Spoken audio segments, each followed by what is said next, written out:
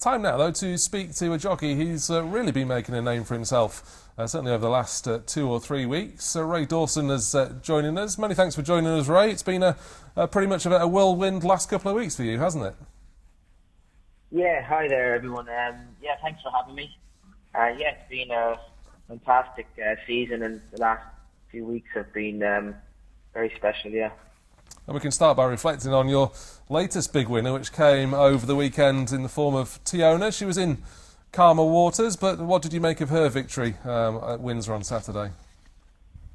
Yeah, look, myself and everyone in the varying stables were delighted to see her kind of show, the racing industry her ability. She's been very tricky at home and on the racetrack.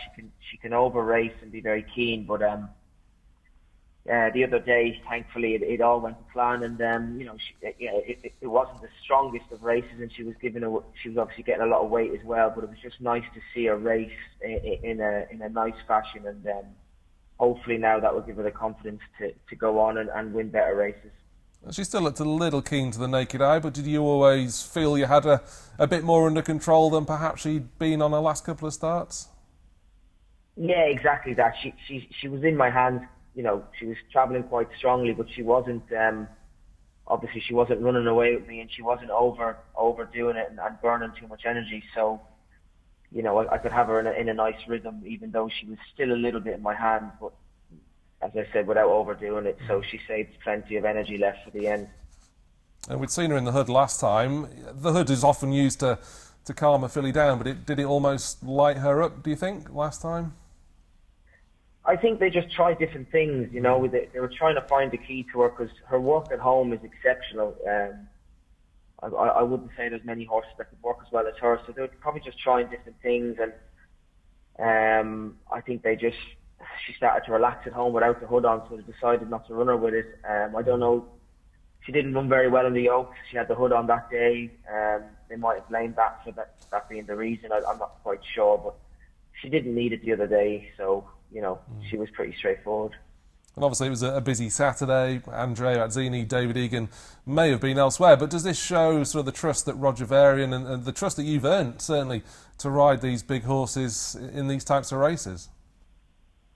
Yeah, I mean, obviously with the one meeting rule over here now, sometimes you can get a bit of luck, and David and then Ray and Jack were elsewhere riding the racetrack, so it was great to get the call up. And in fairness to Mr. Varian, he's put me on quite a few nice horses this year in group races in Goodwood and York and the likes of that. So it was, it's obviously nice to be trusted in riding a filly like her, because she has a big reputation at home.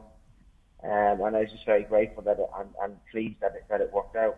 And we can reflect on another of your big race winners in recent weeks, York and Zain Claudette. That seemed to be a fantastic day for you. Yeah, I mean, it's to win the Lowther. It's quite a famous race, and if you can be lucky enough to get on a 2-year-old to win the Lowther, they usually go on to do better things as well in the future. So it's very exciting to be a part of what looks to be a filly with a huge amount of potential.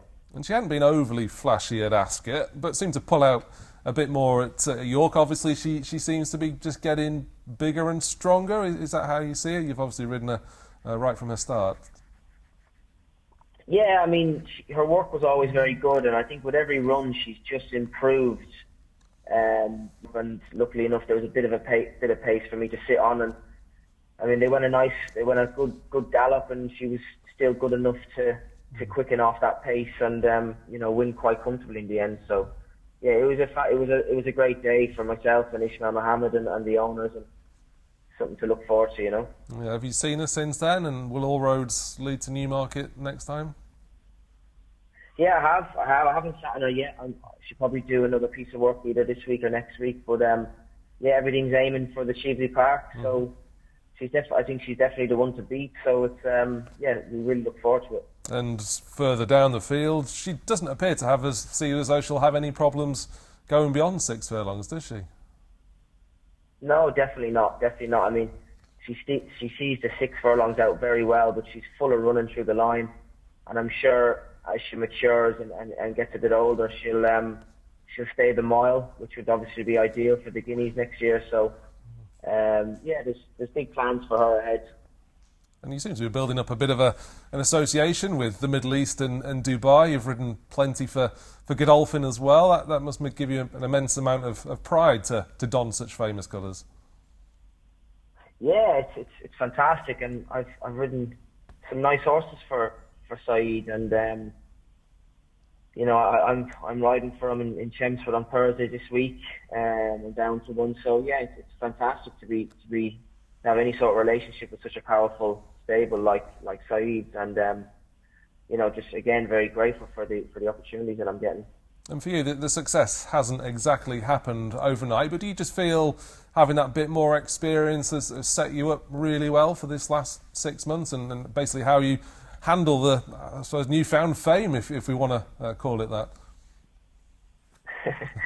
Yeah, no, it's experience is definitely helped us, and look, I've been getting great support as well. It's all about the opportunities that you get, and my agent, I moved agents last year to Adam Brook, and he works extremely hard, and he's done a fabulous job as well. So there's been a number of reasons why my career has gotten a lot better in the last 18 months. It'd be hard to kind of pin down one reason, but it's a number of things. And all that success has meant you've lost your claim as well in recent weeks. Does that sort of give you a different outlook for maybe this winter? Are you looking at staying in England and establishing yourself there, or would it be good to have a break and maybe attack the flat campaign come next March or April? Have you got any plans? Yeah, no, I'm actually currently looking to try to get over to Dubai. Me and my agent have put a few feelers out, so we're kind of waiting to hear back from a couple of trainers over there. I would like to get over to Dubai. I've never ridden over there before, so it's something that I'd definitely be looking to try and do.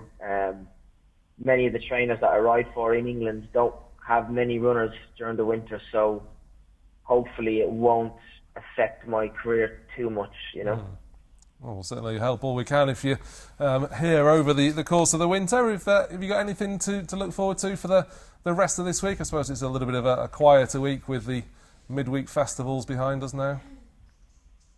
Yeah, no, look, I'm in Wolverhampton at the moment. I have four pretty nice rides.